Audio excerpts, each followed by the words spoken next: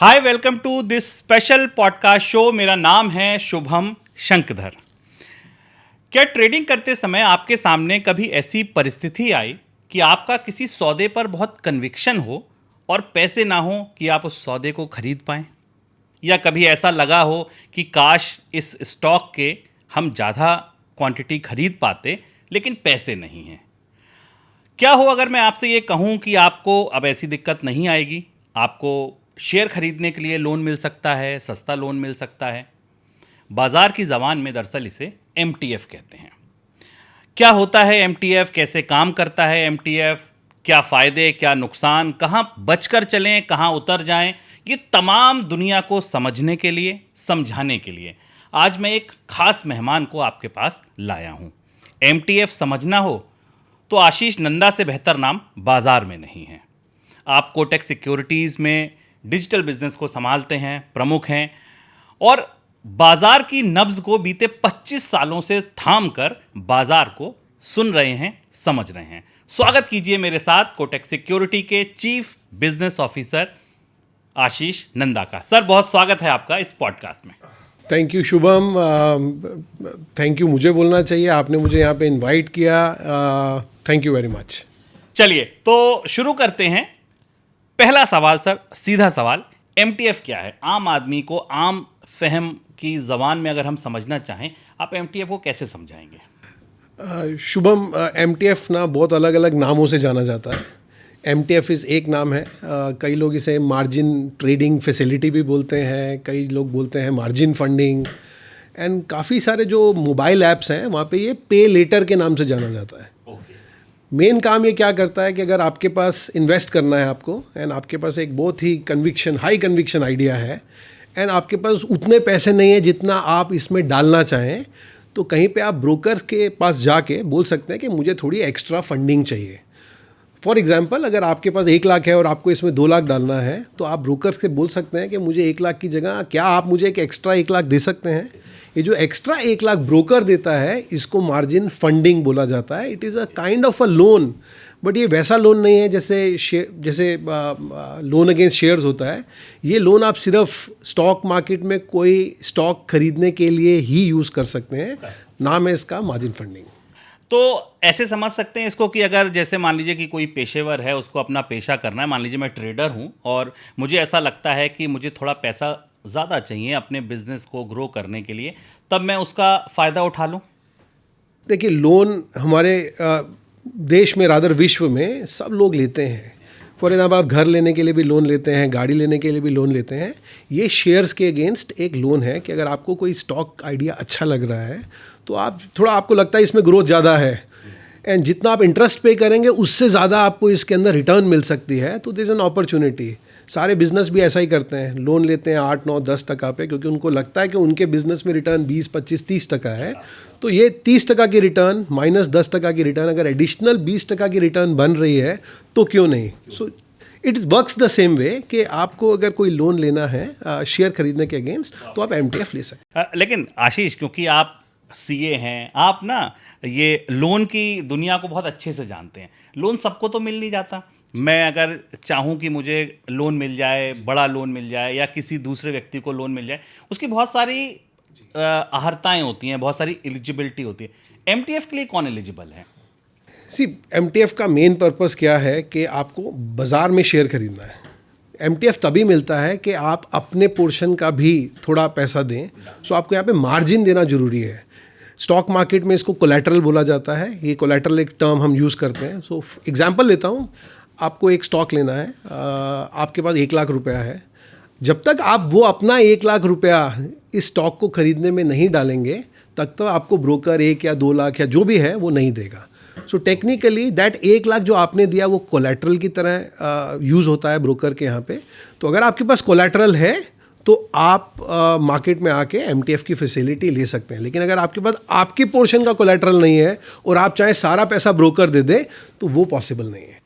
तो आप ऐसे मान लीजिए कि आप घर खरीदते हैं तो आपसे बैंक कहता है कि भैया 20% आप डालिए, 80 मैं देता हूं, या कार खरीदते हैं तो 25 आप डालिए, 75 मैं देता हूं। लगभग वैसा ही है कि स्टॉक खरीदने के लिए थोड़ी तो जेब से पूंजी लगाइए, अपनी स्किन इन्वॉल्व कीजिए, बाकी ठीक है आप अपने ब्रोकर से ले लीजिए। डेरिवेटिव्स में भी ले सकते हैं। ये स्टॉक अनफॉर्चुनेटली शुभम सिर्फ कैश में अवेलेबल है। ये MTF प्रोडक्ट आप सिर्फ तभी यूज़ कर सकते हैं अगर आपको कोई स्टॉक खरीदना है। कोई स्टॉक FNO के अंदर या कमोडिटीज़ के अंदर ये फैसिलिटी अवेलेबल नहीं है। नहीं है। डिलीवरी के लिए ले जा सकते हैं। अगर मुझे मान लीजिए कोई कैश स्टॉक खरीदना है, मेरा कन्विक्शन ये है कि अगले 2-3 महीने में, या मान लीजिए कोई थीम चल रही है, मॉनसून रिलेटेड थीम है, अभी हम आप और जब ये पॉडकास्ट रिकॉर्ड कर रहे हैं बारिश शुरू हो गई है मुंबई में, पूरे देश में बारिश हो गई है, मॉनसून थीम पे मुझे काम करना है। मैं जिस एक्सपर्ट को, जिस एनालिस्ट को मानता हूँ, उसने मुझे 2-3 स्टॉक दिए। उसने कहा कि जैसे जैसे मॉनसून अनफोल्ड होगा आपके प्रॉफिट्स बढ़ते जाएंगे। तो क्या मैं MTF फैसिलिटी से उन स्टॉक्स को लंबे समय तक होल्ड कर सकता हूँ? इसमें कोई रिस्ट्रिक्शन नहीं है पीरियड की। जब तक आपने अपने तरफ की मार्जिन रखी हुई है, आप कोई भी स्टॉक 1 महीना, 3 महीना, 6 महीना, 1 साल, किसी भी वक्त तक आप वो रख सकते हैं। तो टाइम की लिमिटेशन नहीं है, बट हाँ हाई कन्विक्शन होना चाहिए, बिकॉज ये लोन है एंड अगर आपका स्टॉक नीचे गया तो इसमें रिस्क इन्वॉल्व भी है। सो आई एम सेइंग ले आप सकते हैं, कितने भी पीरियड के लिए ले सकते हैं, बट थोड़ा सोच समझ के लेना इसमें बहुत ज़रूरी है। देखिए, जब आप लोन लेते हैं, चाहे कार का हो, चाहे स्टॉक्स का हो, चाहे मकान का हो या दुकान का हो, उसमें कॉस्ट ज़रूर होती है। कॉस्ट होती है, इंटरेस्ट होता है, कई तरीके के चार्जेस लगते हैं। मैं इन पर आपकी टिप्पणी चाहूँगा, इन पर आप थोड़ा सा प्रकाश डालिए, क्योंकि कितने टका पर मिलेगा, कौन सी और कॉस्ट के साथ मिलेगा। हम जब नॉर्मल लोन लेने जाते हैं तो फाइल चार्ज, ये चार्ज, तमाम तरीके के चार्जेस होते हैं। तो MTF की फैसिलिटी लेने के लिए ट्रेडर्स को या इन्वेस्टर को कितने तरीके के चार्जेस और कितनी कॉस्ट देनी पड़ती है? तो शुभम, अगर आप कोई भी शेयर स्टॉक मार्केट में खरीदते हैं तो टेक्निकली उसमें 3-4 तरीके के चार्जेस लगते हैं। आप MTF लें फैसिलिटी या नहीं लें, कुछ चार्जेस तो ऐसे हैं जो आप शेयर खरीदेंगे तो लगेंगे ही लगेंगे। पहला है ब्रोकरेज, तो आपको एक ब्रोकर अपनी दलाली ब्रोकरेज तो लेगा ही लेगा। उसके अलावा कुछ एक्सचेंज के चार्जेस हैं जिसको हम एक्सचेंज ट्रांजैक्शन चार्जेस बोलते हैं। फिर सेबी की कुछ फ़ी है, कुछ स्टैम्प ड्यूटी है। तो ये कुछ ऐसे चार्जेस है, रेगुलेटरी और स्टैट्यूटरी चार्जेस, जो कि आप कभी भी स्टॉक लेंगे तो लगेंगे ही लगेंगे। सेम तरीका MTF में भी है। ये कुछ ऐसे चार्जेस हैं जो कि अगर आप स्टॉक पूरा पैसा दे के लें या MTF के अंदर लें, आपने जितने का माल खरीदा है आपको उतने चार्जेस तो लगेंगे ही लगेंगे। तो ये तो ब्रोकरेज और स्टैट्यूटरी चार्जेस की बात हो गई। फिर है टैक्सेस, STT, तो STT भी लगेगा ही लगेगा। और दूसरा है GST। मतलब ये 4-5 चीज़ें हैं जो कि आप स्टॉक खुद खरीदें या MTF के अंदर खरीदें, ये तो लगेगा ही लगेगा। MTF में सिर्फ एक ही अलग फ़र्क है कि यहाँ पे अगर आप जो भी पैसा ब्रोकर आपको फंड करता है, उसके ऊपर आपको इंटरेस्ट देना पड़ता है। और इंटरेस्ट की क्या वो है कि क्यों इंटरेस्ट सबसे ज़्यादा इम्पॉर्टेंट है, क्योंकि इंटरेस्ट का जो पोर्शन है वो इन सब बाकी चार्जेस से बहुत ज़्यादा होता है। सो बेसिकली किसी भी इन्वेस्टर को शेयर खरीदते टाइम क्या देखना है कि जब भी वो शेयर खरीदे, जो चार्जेस हैं जो उसको लग रहे हैं इंटरेस्ट के, दोस्त चार्जेस वो जो उसको उम्मीद है ये स्टॉक कितना रिटर्न देगा उससे कम होने चाहिए। जितना कम रेट ऑफ इंटरेस्ट उतना ज़्यादा प्रॉफिट। सो अगर आपको लॉस हुआ, प्रॉफिट हुआ, ये बात क्लियर है। जैसे भी आप अभी हाउसिंग लोन लेते हैं या कार लोन लेते हैं, ये आई थिंक हमारे हिंदुस्तान की जनता को क्लियरली पता है कि जितना इंटरेस्ट रेट कम उतना बेहतर। ये मार्केट में अधिकतर सबसे कम रेट ऑफ इंटरेस्ट है। द ओनली थिंग, जब 9.75 पे आप लोन लेते हैं वो इसी प्लान के अंदर अवेलेबल है एंड सबसे अच्छा रेट ऑफ इंटरेस्ट है। खर्चा वर्चा पकड़ लें तो ये 9.75 10 हो जाता होगा, जो आपने बताया बाकी चार्जेस और खर्चे। तो हम ये मान सकते हैं कि ट्रेडिंग करने के लिए या इन्वेस्टमेंट के लिए जो कैपिटल मिल रही है वो 10 के आसपास मिल रही है। आप ब्रॉडली ये समझ सकते हैं कि 10% के ऊपर आपकी सारी कॉस्ट आ जाती है। आप आशीष की ज़बान देख रहे हैं कि कितने टका पर मिला, कितने % पर मिल रहा है, और देख लो कि यार इससे ज़्यादा मिल रहा हो तो आप इस फैसिलिटी को ले सकते हैं। बिल्कुल, अब तक मुझे लगता है कि सारे दर्शकों को इतना तो समझ आ गया कि आपको एक लोन मिल रहा है और वो लोन 9-10% पर मिल रहा है। तो अगर आप कोई, ये 9-10% जो है वो ईयरली है ना सर? हाँ, तो ये 10% ईयरली है, बट बाज़ार में अगर आप देखेंगे ना, ये रेट वेरी करता है। ये 9.75 10% के आसपास से लेके 18% तक जाता है।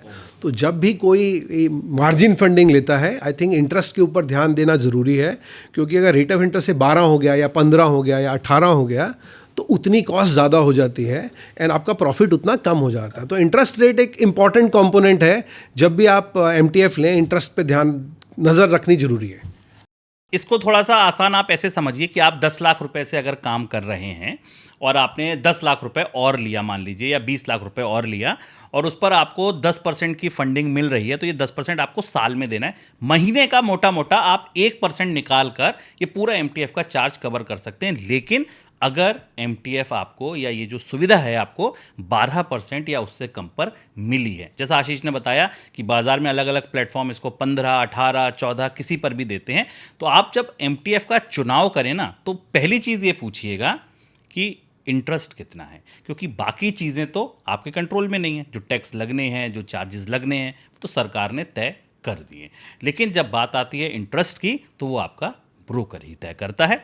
जितना कम इंटरेस्ट उतना अच्छा सौदा। अब अगर मान लीजिए आप अपने सौदे में ये मान के चल रहे हैं कि मैं साल में 20%, 30% का रिटर्न बनाऊंगा, तो सिंपल सी बात है, कॉस्ट ऑफ कैपिटल अगर 10% या 12% है तो आपका रिटर्न अच्छा बचेगा। और अगर आपने ज़्यादा कमाकर पैसा ब्रोकरेज में ही दे दिया या एमटीएफ फैसिलिटी में दे दिया, तो आपका मुनाफा कम हो जाएगा। कौन से स्टॉक हम एमटीएफ से नहीं ले सकते? आपने कहा कि ए कैटेगरी और बी कैटेगरी, लेकिन जो रिटेल निवेशक होता है, ये मिथ मैं भी तोड़ना चाहता हूं आशीष बहुत लंबे समय से, लेकिन लोग क्या करते हैं ना कि वो परसेंटेज टर्म्स में रिटर्न ना देख के वो छोटा देखते हैं कि सर 20 रुपए का स्टॉक कितना दौड़ जाएगा, 7 रुपए का स्टॉक कितना दौड़ जाएगा। उनको रिटर्न से मतलब नहीं होता है कि भाई आप रिटर्न देखो ना, कैपिटल तो 10% बढ़ रही है। कौन से स्टॉक्स हम नहीं ले सकते इस एमटीएफ फैसिलिटी से? तो शुभम, इसका शेयर के प्राइस से कुछ लेना देना नहीं है। शेयर का प्राइस 7 रुपये है, 17 रुपये है, या 27 रुपये है, 170 रुपये है, कोई भी प्राइस हो, इस एमटीएफ फैसिलिटी का शेयर के प्राइस से लेना देना नहीं है। कोटक में हम 1362 स्टॉक पे मोटा मोटा हम एमटीएफ देते हैं। ये सब स्टॉक एक्सचेंज के अप्रूव्ड लिस्ट के स्टॉक हैं। एक्सचेंज ने तो कुछ ज़्यादा अप्रूव किया हुआ है, बट हम अपने रिस्क मैनेजमेंट के हिसाब से अप्रॉक्सीमेटली 1360 प्लस स्टॉक्स के ऊपर हम फंडिंग देते हैं। जब भी आप ये फंडिंग लेते हैं, अगेन आपको मार्जिन देना पड़ता है, और जितने भी 1300 स्टॉक हैं उन सब के ऊपर मार्जिन फंडिंग की परसेंटेज अलग अलग है। कहीं पे आपको 100 रुपये पे 100 रुपये मिलेगा, कहीं पे 100 पे 200 मिलेगा, कहीं पे 100 पे 300, और मैक्सिमम मिलेगा 100 के ऊपर 500। तो मैक्सिमम ये अवेलेबल है, एंड जितना अच्छा स्टॉक उतनी ज़्यादा फंडिंग, आप ऐसा समझ लीजिए। अगर आप एक समझदार ट्रेडर हैं ना, तो इंट्राडे हो या स्विंग ट्रेड करते हो या डिलीवरी भी लेते हो, एक आध हफ्ते के सौदे करते हो, आपके पोर्टफोलियो में किसी भी पॉइंट ऑफ टाइम पर 5 या 7 से ज़्यादा स्टॉक नहीं होने चाहिए। ऐसा आपको अच्छे ट्रेडर्स, अच्छे टेक्निकल एनालिस्ट सलाह देते हैं। अब आप सोचिए, 5 या 7 स्टॉक आपको 1362 में से अगर चुनने को मिल जाए, और उस पर भी आपको लोन मिल जाए, और कुछ स्टॉक्स ऐसे हों जिन पे 4-4 गुना 5-5 गुना लोन मिल जाए, तो फिर इससे बेहतर माहौल बाजार के लिए, ट्रेडर के लिए क्या हो सकता है? अगला सवाल सर मेरा होल्डिंग पर था। जैसा हमने कहा कि इसमें आपने कहा कि कोई टाइम लिमिट नहीं है, आप 1 महीने में लीजिए, 2 महीने में लीजिए, 3 महीने में लीजिए। कैलकुलेशन फिर कैसे होती है? जैसे मान लीजिए आज मैंने एक एक्स कंपनी का स्टॉक 1000 स्टॉक्स खरीदे, ठीक, 1000 स्टॉक खरीदे, उस पर मैंने एमटीएफ फैसिलिटी ली, वो मान लीजिए निफ्टी का या सेंसेक्स का स्टॉक है, ठीक। अब 1000 में मुझे लगा कि हाँ मेरा टारगेट है और मुझे स्टॉप लॉस ट्रेल करना है, ठीक, लेकिन हाँ अपनी कॉस्टिंग निकालने के लिए 20% सौदे काट देते हैं। 200 स्टॉक मैंने निकाल दिए। अब वो मेरी वाली कैपिटल के निकलेंगे या एमटीएफ वाली के निकलेंगे? तो शुभम, एक एग्जांपल लेते हैं। एग्जांपल लेंगे तो थोड़ा आराम से समझ आ जाएगा। आपने एक स्टॉक लिया, आपने उस स्टॉक के ऊपर 1 लाख रुपया डाला, और आपने वो जो स्टॉक लिया उस पर आपने 2 लाख रुपया ब्रोकर से फंडिंग ले लिया। तो आपने 3 लाख का ले लिया, जिसमें 1 लाख आपका है और 2 लाख ब्रोकर का है। तो अभी थोड़ा रिटर्न भी एक बार समझ लेते हैं कि अगर आपने इसमें रिटर्न कमाई, सपोज़ आपके दिमाग में था, या आपने पूरा एनालिसिस किया, या आपने किसी को फॉलो करते हैं और आपको लगा ये स्टॉक इसने दिया, ये अच्छा स्टॉक है, इसमें मेरे को रिटर्न आएगी। आपने 1 महीने का दिमाग में सोच के आपने स्टॉक लिया। आसान अंडरस्टैंडिंग के लिए रेट ऑफ इंटरेस्ट को ना 12% कर देते हैं, ताकि एक महीने का 1%। तो आपने अगर खुद का 1 लाख लिया होता, आपने कोई फंडिंग नहीं ली होती और ये स्टॉक 10% ऊपर गया होता, चला गया होता, तो आपने 1 लाख पे 10,000 रुपया बनाया होता। इस केस में अगर आप देख लेते हैं तो आपने 1 लाख के ऊपर 2 लाख की फंडिंग ली, टोटल आपने डाला 3 लाख रुपया और स्टॉक 10% ऊपर गया तो आपने बनाया 30,000। वहाँ पे आपने 10,000 बनाया, यहाँ पे आपने 30,000 बनाया। लेकिन 2 लाख आपने लिया है लोन फंडिंग, इस पे ब्रोकर इंटरेस्ट तो चार्ज करेगा। अगेन आसानी के लिए हमने कहा था 1% लेते हैं, तो 2 लाख पे 1% हो गया, एक महीने का 2,000 रुपया, तो 2,000 रुपये की कॉस्ट आ गई। 30,000 का आपको प्रॉफिट हुआ था, 2,000 की कॉस्ट आ गई, नेट आपको बना 28,000 रुपया। सो आप जस्ट मैं समझाने की कोशिश कर रहा हूँ कि एक तरफ आपको 10,000 बना, एक तरफ आपको 28,000 बना। आपका दूसरा सवाल कि अगर ये आपने सपोज इसमें से आपने कुछ बेचा, थोड़ा स्टॉक ऊपर चला गया, आपने कुछ बेचा, सबसे पहले जब आप बेचेंगे तो ये आप फंडिंग का माल बेचेंगे, तो आपने 2 लाख के अंदर सेट ऑफ होगा। सपोज ये स्टॉक ऊपर चला गया और आपने बोला 1 लाख का माल बेच देते हैं, आपका 3 लाख आपने डाला था, 3,30,000 हो गया। आपने बोला कि अभी मेरे को इसमें से 1 लाख का माल बेचना है, तो आपका होगा क्या कि आपकी जो फंडिंग है वो 2 लाख की 1 लाख रह जाएगी। अभी आपकी इन्वेस्टमेंट रह जाएगी 1 लाख, आपने जो फंडिंग ली 1 लाख और 30,000 का प्रॉफिट, सो 2,30,000 बचेगा, ब्रोकर की फंडिंग कम हो जाएगी। जब भी आप बेचेंगे ब्रोकर का फंडिंग पहले कम होगा ताकि आपको इंटरेस्ट ना देना पड़े। मतलब दैट इज़ वेरी गुड। मतलब आम बिजनेस में जो होता है कि अगर कमाई हो रही है तो पहले कर्जा पाट दो जिससे कि अपना बच जाए। आशीष, एक दिमाग में मेरे सवाल अभी आया कि बीइंग अ ट्रेडर अगर मैं सोचूं तो ये केवल खरीदने के लिए मिलता है, क्योंकि अब तक हमने जितनी बात की सारे में हमने ये कहा कि स्टॉक लिए। मान लीजिए मैं शॉर्ट सेल करूं, मुझे लगा कि बाज़ार में किसी दिन बड़ी खबर है, कोई वॉर की खबर आ गई है, कोई क्राइसिस है, कोई बड़े टेक्निकल लेवल्स ब्रेक हुए हैं और मुझे शॉर्ट करने हैं स्टॉक्स, तभी MTF मिलता है। अनफॉर्चुनेटली शुभम, ये स्टॉक खरीदने के लिए ही मिलता है, क्योंकि आपको लोन लेने के लिए कुछ खरीदना पड़ता है, तो कब कब कुछ खरीदेंगे तो आपको लोन मिलना पड़ेगा। आपको शॉर्ट करना है तो आपके पास जो भी टूल्स अवेलेबल हैं, आप इंडेक्स शॉर्ट करें या आप स्टॉक शॉर्ट करें, वो FNO में आपके पास थोड़े बहुत टूल्स अवेलेबल हैं, फ्यूचर्स ऑप्शंस में आप कर सकते हैं।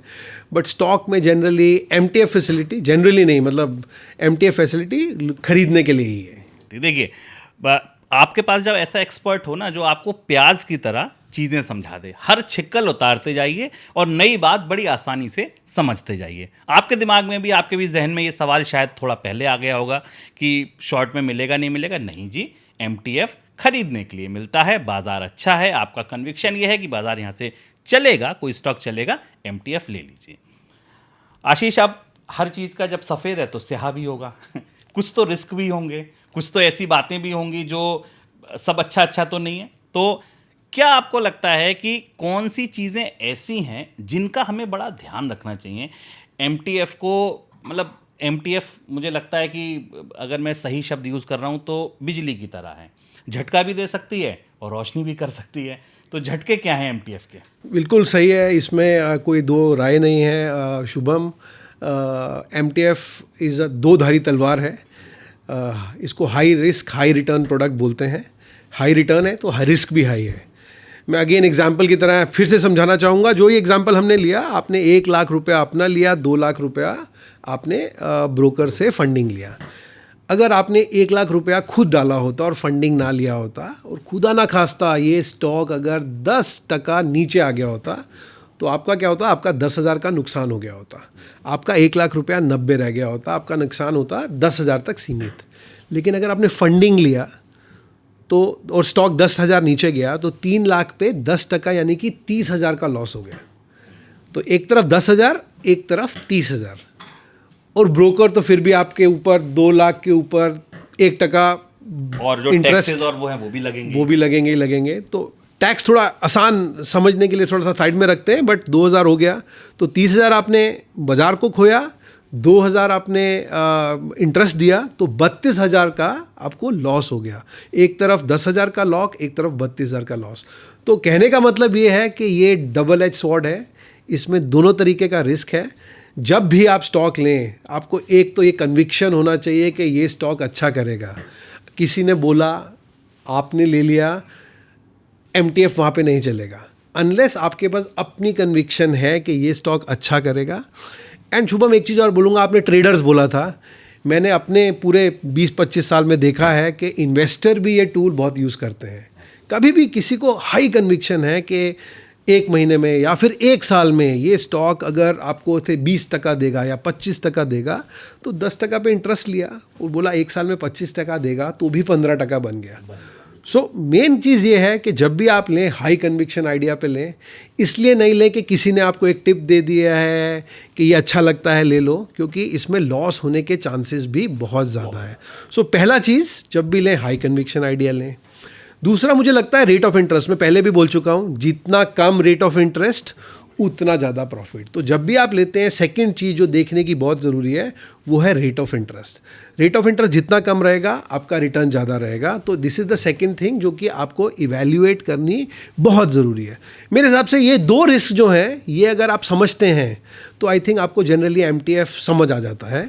ये FNO से आसान है, ऑप्शन से आसान है। ऑप्शन में ग्रीक व्रीक सब देखना पड़ता है। यहाँ पे एक नॉर्मल आदमी, मतलब एक नॉर्मल रिटेल कस्टमर अगर है, वो अगर लेना चाहे, मोटा मोटा दिमाग में उसको हिसाब रखना है कि मेरा 1 महीने में कॉस्ट कितना आएगा। मैंने 2 लाख ब्रोकर से लिया तो 2000 आएगा। मेरे को 2000 से ज़्यादा का रिटर्न बनाना है। सो लॉन्ग एज 2000 से ज़्यादा का मेरे का रिटर्न बनेगा, मैं MTF कर सकता हूँ। बट अगेन सोच समझ के करना है, और ये मंदी की मार्केट में नहीं करना है। जहाँ आपको लग रहा है स्टॉक रोज़ के रोज़ गिर रहे हैं, आपको पोजीशन काटनी है और आपको अपने कैपिटल के ऊपर बैठना है, क्योंकि गिरती हुई मार्केट में ऊपर लॉसेस मैग्नीफाई हो सकते हैं, मल्टीप्लाई हो सकते हैं। तो गिरती हुई मार्केट का प्रोडक्ट नहीं है ये, थोड़ा चढ़ती हुई मार्केट का प्रोडक्ट है, कन्विक्शन का प्रोडक्ट है। अगर स्टॉक पे आपको कन्विक्शन है तभी लेना चाहिए। जी देखिए कि आप जब बाज़ार के आमतौर पर बड़े एनालिस्ट से मिलते होंगे तो आपको कितनी कठिन कठिन बातें, ग्रीक और ओपन इंटरेस्ट और वो मतलब क्या क्या ही टर्मिनोलॉजी ले आते हैं। और आशीष को यही बात, जिस तरीके से उनका जो समझाने का तरीका है, कहानी से, किस्सों से और बहुत आसानी से, कि भैया देखो 2000 के ऊपर निकला ना तो अपना प्रॉफिट आया।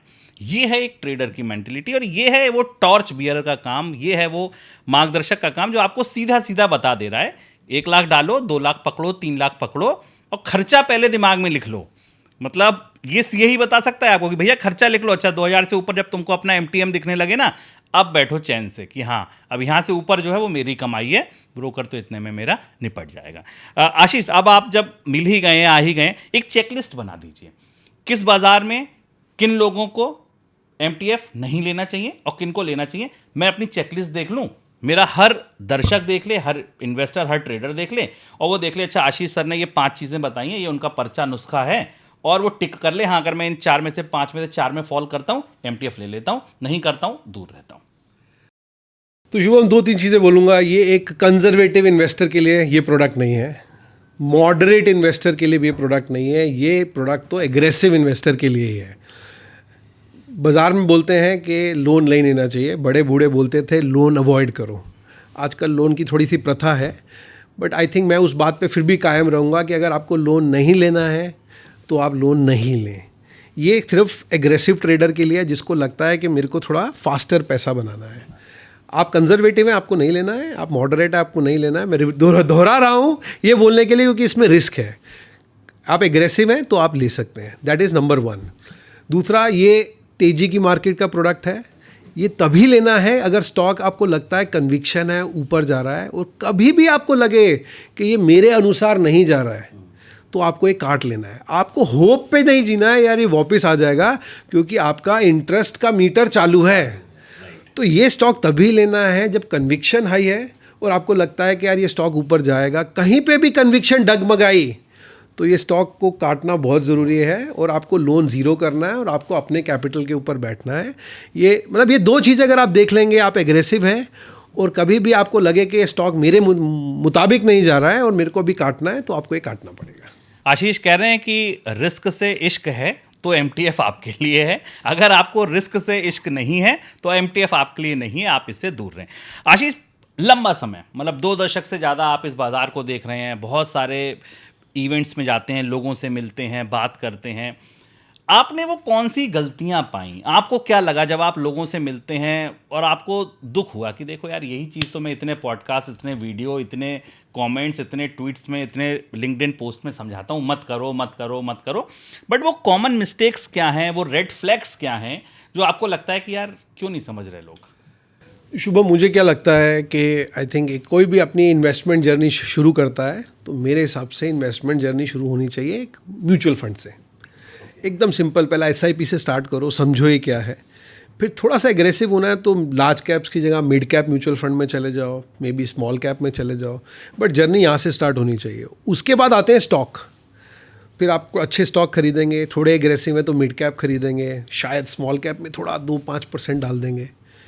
फिर आता है MTF, क्योंकि लीवरेज है। मतलब मैं आपकी जर्नी की बात बता रहा हूँ और थोड़ा रिस्क ही बता रहा हूँ। Mutual fund is conservative, stock थोड़ा ज़्यादा एग्रेसिव हो गया, MTF उससे ज़्यादा एग्रेसिव हो गया, और फिर आता है फ्यूचर एंड ऑप्शन, मतलब वो सबसे ज़्यादा एग्रेसिव है। मैं थोड़ा पिछले कुछ 4-5 साल से देख रहा हूँ, because of lot of social media, लोग बहुत आजकल वीडियोस देखते हैं और कुछ सच है, कुछ गलत है, तो लोगों ने आजकल ना जर्नी उल्टी स्टार्ट करनी शुरू कर दी है। पहले घुस जाएंगे, पहले सबसे पहले फ्यूचर एंड ऑप्शन से जर्नी स्टार्ट होगी। स्टॉक्स में भी पकड़ेंगे पेनी स्टॉक्स। हाँ, तो आई एम थिंक पहले वहाँ पे हाथ जलेगा तो कहेंगे नहीं अभी FNO नहीं, मेरे को अभी स्टॉक खरीदना है। स्टॉक में भी चाहेंगे कि पहले मैं थोड़े एग्रेसिव स्टॉक्स लूँ, डबल पैसा डबल करना। थोड़ा स्टॉक मार्केट में थोड़ा ऐसा लगता है जनरेशन्स को, नई जनरेशन को, कि पैसा थोड़ा फास्ट बढ़ता है, बट मुझे ऐसा लगता है कि ये गलतियां नहीं करनी चाहिए। पहली इन्वेस्टमेंट हमेशा म्यूचुअल फंड हो, फिर धीरे धीरे प्रोग्रेस करें स्टॉक की तरफ, MTF की तरफ, अगर फिर प्रोग्रेस करें FNO की तरफ। आपकी जर्नी ठीक रहेगी, आप धीरे धीरे प्रोग्रेस करेंगे, समझ के, सोच के, थोड़ा पढ़ के, तो आई थिंक अच्छा रहेगा।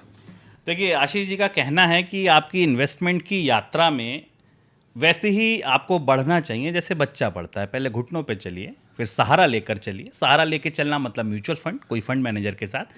उसके बाद आप धीरे धीरे चलिए, और फिर ठीक है ना, आप हो जाएं 10-12-15 साल पुराने खिलाड़ी तो दौड़िए, और दौड़ने के साथ फिर आप MTF भी लीजिए, आप तेज कार चलाइए, तेज बाइक चलाइए, लेकिन वो उम्र के साथ, वो अनुभव के साथ। आप पहले दिन अगर ये चाहेंगे कि मैं MTF लेकर और स्टॉक्स में, और वो भी रिस्की स्टॉक्स में घुस जाऊं, तो सिंपल सी बात है, कुर्सी की पेटी बांध लीजिए, आगे टर्बुलेंस पक्का है। एक बड़ी इंपॉर्टेंट चीज़ आशीष जो मैं आपसे पूछना चाहूँगा, नाम अलग अलग हूँ, कहीं पे लेटर, कहीं कुछ, आपने जो भी बताए, नाम अलग हूँ, काम एक ही है कि भैया स्टॉक्स लेने के लिए लोन देना है, ठीक है। अब क्योंकि आपने जो बात की ना, एक बहुत अच्छी चीज़ मुझे आपसे जो बात करके लगी, MTF पे बात करें, लेकिन आपने इस बात को कहा कि नहीं भाई तुम जाओ म्यूचुअल फंड में लो, क्योंकि आप ये चाहते हैं कि लोगों की वेल्थ बने, समृद्धि आए सबके पास। क्या आपको लगता है कि जब हम MTF का चुनाव करते हैं, पहले तो गाइडलाइंस के हिसाब से कौन MTF दे सकता है? क्या कोई भी ब्रोकर MTF दे सकता है? कोई सेलेक्टेड ब्रोकर MTF दे सकते हैं? और दूसरा, जब मुझे चुनाव करना हो तो एक तो रेट ऑफ इंटरेस्ट हो गया, क्या और कोई ऐसे पैरामीटर है कि मैं जब जिस ब्रोकर के साथ काम कर रहा हूं और अगर वो MTF फैसिलिटी दे रहा है तब भी मुझे लेनी चाहिए, नहीं लेनी चाहिए? ये चुनाव कैसे करें? सो इंटरेस्ट तो मैंने आपको शुभम बताया कि सबसे बड़ा एक पैरामीटर है। तो पहले आते हैं कि कौन दे सकता है। टेक्निकली जितने भी ब्रोकर हैं, ब्रोकर अपने क्लाइंट्स को, तो ये ब्रोकर का प्रोडक्ट है, ब्रोकर अपने क्लाइंट्स को मार्जिन फंडिंग फैसिलिटी दे सकते हैं। इसकी लिमिट है, सेबी ने, रेगुलेटर ने एक लिमिट बनाई हुई है। मैं अपना नेटवर्थ और मैं कितना लोन ले सकता हूँ, उससे ऊपर मैं जाके ज़्यादा MTF लोगों को नहीं दे सकता हूँ। मगर मुझे सही से याद है तो ये लिमिट है कि 50% ऑफ नेटवर्थ, तो आपकी कंपनी की जितनी भी नेटवर्थ है उसका 50% प्लस आप 5 टाइम उसको लीवरेज कर सकते हैं। तो इतना ही पैसा आपके पास, ब्रोकर के पास अवेलेबल है जो अपने क्लाइंट को दे पाए। सो आई एम थिंक अगर आप जाएंगे किसी भी ब्रोकर के पास जिसकी नेटवर्थ ज़्यादा है, वहाँ पे आपको थोड़ा सा ये रहेगा कि मेरे को कभी भी ऐसा नहीं बोला जाएगा कि मैं आपको फंडिंग नहीं दे सकता। कैपिटल अगर कम रहता है तो कभी ब्रोकर बोलते भी हैं कि मेरे पास पैसा नहीं है, मैं आपको फंडिंग नहीं दे सकता हूँ। तो जितने आप ऐसे ब्रोकर के पास जाएंगे जिसकी नेटवर्थ हाई है, वहाँ पे आपको ये प्रॉब्लम कभी नहीं आएगा। तो पहला, ब्रोकर बड़ा हो, ब्रोकर बड़ा हो, ब्रोकर के पास नेटवर्थ अच्छी हो, ये पहला हो गया। दूसरा, मैंने इंटरेस्ट आपको ऑलरेडी बता दिया। तीसरी एक और चीज़ है जो कि क्लाइंट को ज़रा ध्यान रखनी है इसमें, वो ये है कि अगर आपकी मार्जिन नीचे गई, सपोज खुदा ना खास्ता ये स्टॉक 100 रुपये का 90 रुपये हो गया, तो जनरली क्या होगा कि मार्जिन जो आपने दिया है वो कम हो जाएगा। क्लाइंट को हमेशा एक बफर मार्जिन एक ब्रोकर के पास रखनी थोड़ी सी ज़रूरत है कि एक मैं 10,000 रुपये एक्स्ट्रा रखूं कि कभी भी स्टॉक बाई चांस इंटरिम में, क्योंकि देखिए मार्केट है, स्टॉक ऊपर नीचे होता ही रहता है, एक आधा 2 दिन के लिए आपको कन्विक्शन हाई है फिर भी वो नीचे जाता है, तो आपको एक मेंटेनेंस मार्जिन रखनी थोड़ी सी ज़रूरी है। तो थोड़ा सा एक्स्ट्रा बफर 1 लाख की जगह 1,10,000 1,15,000 अगर आपके अकाउंट में रहेगा तो आपको कभी भी ब्रोकर ये नहीं बोलेगा कि मैं आपकी पोजीशन काट रहा हूँ। नहीं तो ब्रोकर के पास ये प्रेरोगेटिव है कि वो आपकी पोजीशन काट दे अगर आपकी मार्जिन नीचे जाती है, तो वो उतने स्तर का, मतलब अगर थोड़ी 5% नीचे आए तो आपकी वो पोजीशन उतनी काट देगा ताकि आपकी मार्जिन वापस बराबर 33% पे आ जाए। तो आपको एक ये चीज़ भी ध्यान रखनी है। उसके अलावा आई थिंक और कोई ज़्यादा मेरिट नहीं है, कॉस्ट कम हो एंड दो तीन बातें और, एक वो मल्टीपल कितना दे रहा है, मतलब जितना ज़्यादा मल्टीपल उतना आप लीवरेज ज़्यादा कर सकते हैं, और कितने स्टॉक पे दे रहा है, तो जितने स्टॉक ज़्यादा उतना बेहतर। तो स्टॉक कितना दे रहा है, मल्टीपल कितना दे रहा है, और रेट ऑफ इंटरेस्ट कितना कम है, और ब्रोकर का साइज़ क्या है। ये 4 बड़ी आशीष, समय की बाध्यता है, मुझे पता है, बार बार मुझसे कहा जा रहा है, लेकिन मेरे मन में ना सवालें कुलाचे मार रहे हैं, तो 2-3 सवाल तो मैं लूंगा ही।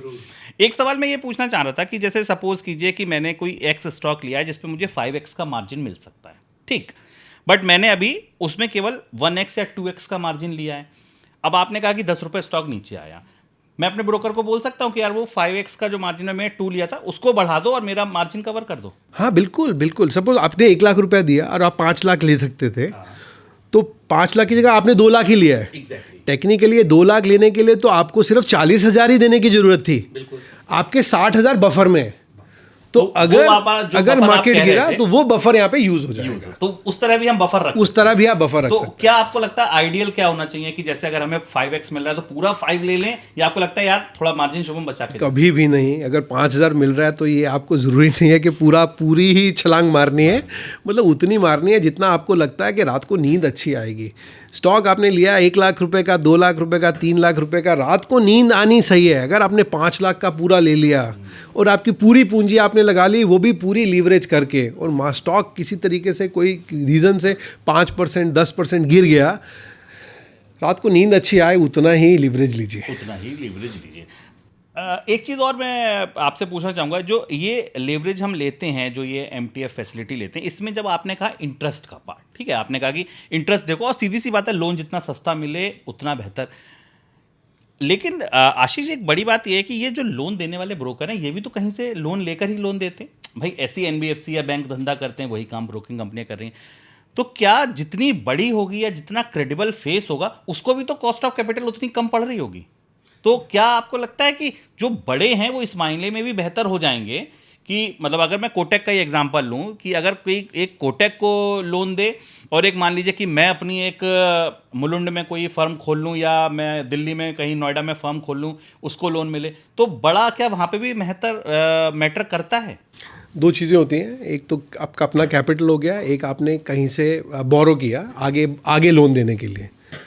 तो जनरली जितनी बड़ी कंपनी उसकी रेटिंग उतनी अच्छी होती है, जितनी रेटिंग अच्छी होती है उतना सस्ते पे उसको पैसा मिलता है।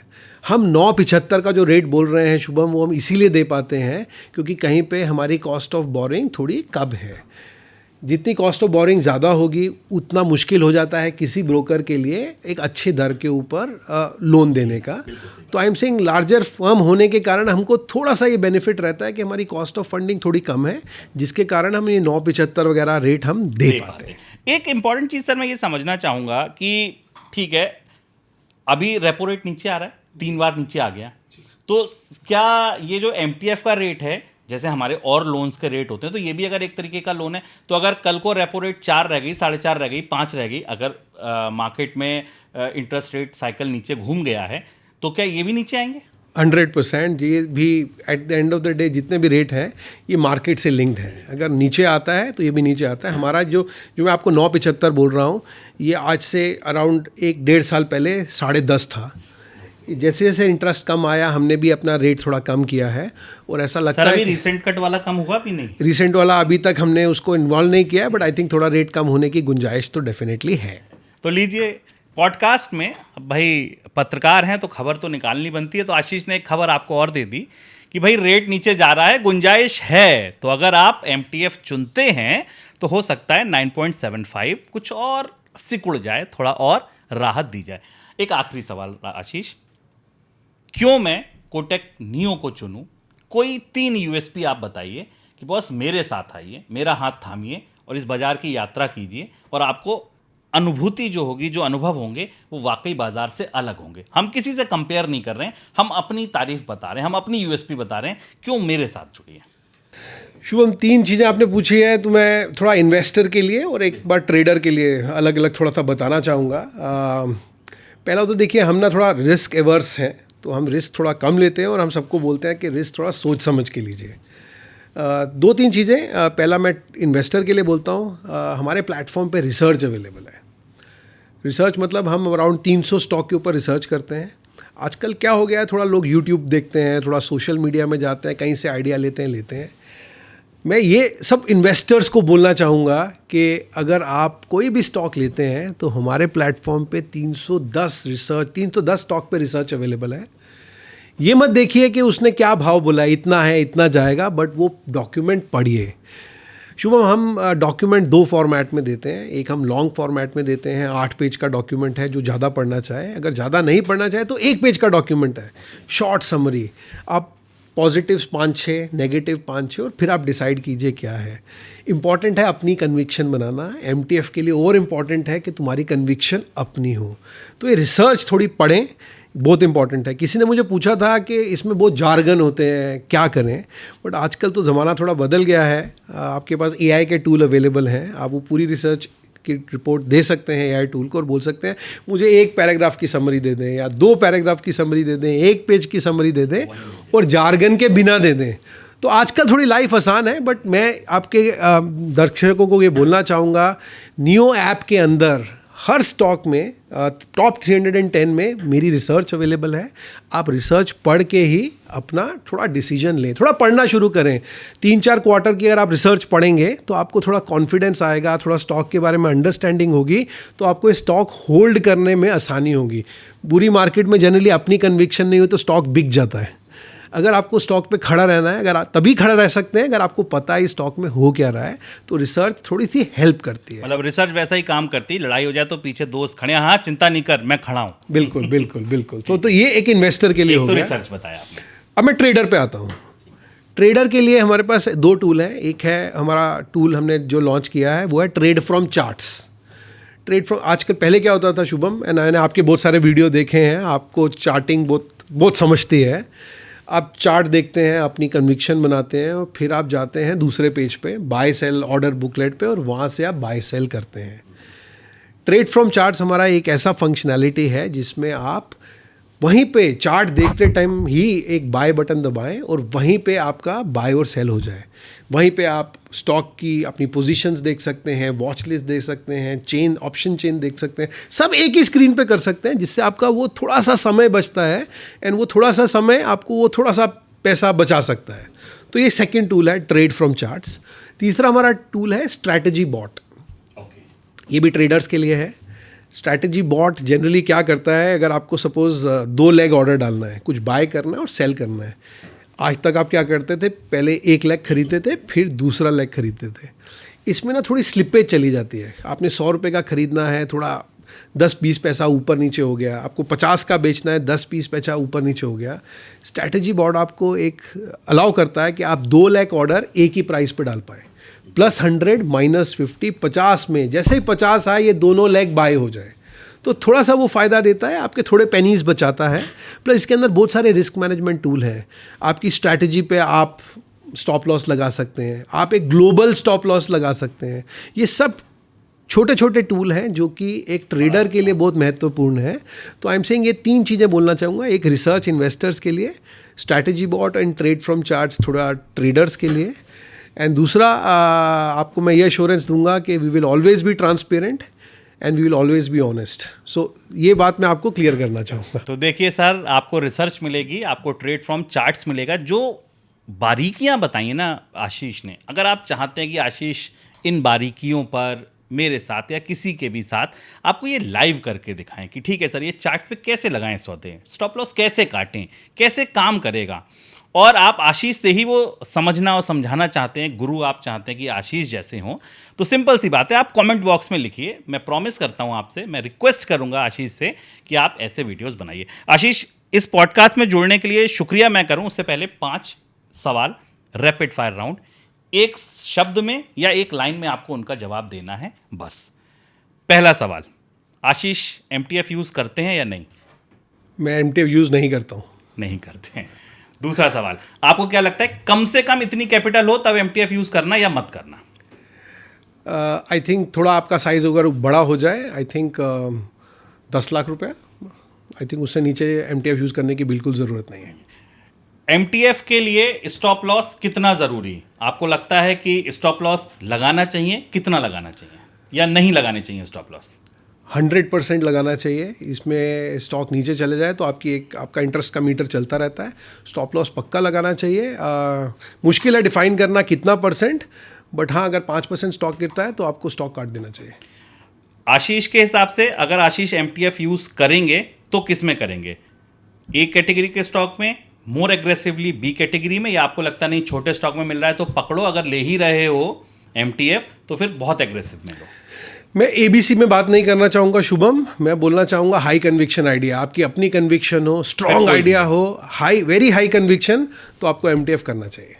एक आखिरी सवाल, थीम बेस्ड इन्वेस्टिंग अगर कोई कर रहा है मान लीजिए, या स्मॉल केस किसी का पकड़कर इन्वेस्टिंग कर रहा है, MTF वहाँ यूज़ करें या ना करें?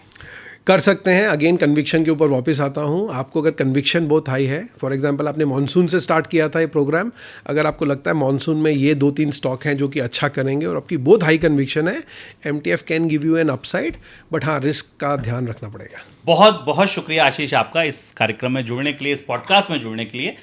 उम्मीद है कि आपके साथ मैं ऐसे ही और पॉडकास्ट भी करूँगा। Thank you Shubham, thank you for inviting me, real pleasure. आप लोगों का भी बहुत शुक्रिया। MTF समझ आया हो, कुछ ना भी आया हो तो अपने सवाल, अपने सुझाव मुझे लिखिए।